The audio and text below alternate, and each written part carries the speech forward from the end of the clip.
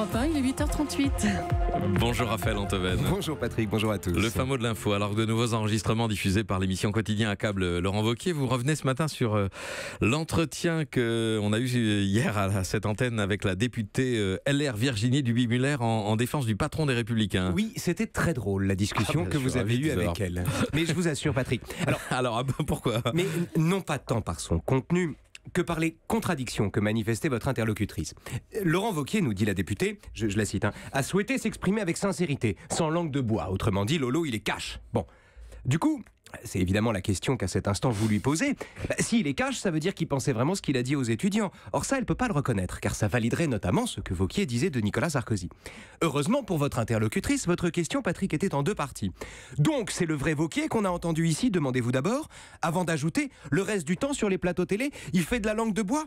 Ouf, se dit Virginie Duby-Muller à cet instant. Je vais pouvoir répondre à la deuxième partie de la question. Et c'est ce qu'elle fait. Pas du tout. Certains ont même reproché à Laurent Wauquiez d'être trop cash parfois sur les plateaux télé.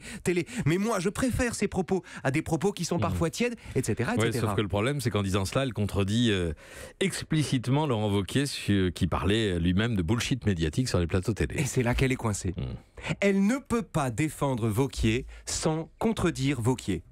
Parce que, et c'est ça qui est intéressant, défendre Wauquiez, c'est vanter la sincérité de l'homme, tout en le dispensant d'assumer ses paroles. Or, comme elle ne peut pas, dans un même mouvement, dire d'un homme qu'il est sincère, tout en disant qu'il ne pense pas ce qu'il dit, elle est obligée de botter en touche à la seconde où vous lui demandez si Wauquiez, par exemple, pense vraiment que Nicolas Sarkozy mettait ses ministres sur écoute. Alors là, ça donne « Ah ben là, je peux pas le commenter », dit-elle prudemment, d'autant que Laurent Wauquiez s'est excusé auprès de Nicolas Sarkozy.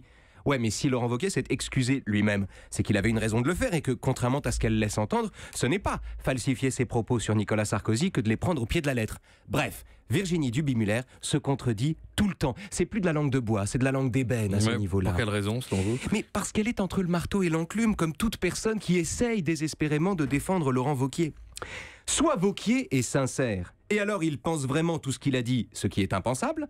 Soit Wauquiez ne pensait pas tout ce qu'il a dit, et alors il n'était pas sincère, ce qui est impossible.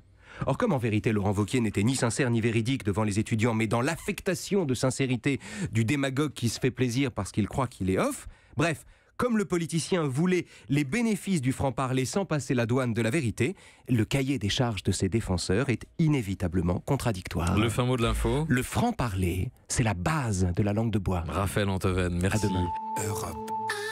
Europe 1.